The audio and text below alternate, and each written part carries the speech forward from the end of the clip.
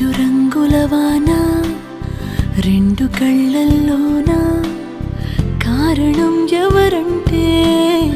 అక్షరాల నువ్వే ఇన్ని నాళ్ళుగా ఉన్నా ఇప్పుడే పుడుతున్నా కారణం ఎవరంటే ఖచ్చితంగా నువ్వే మబ్బుని మెరుపుని కలిపిన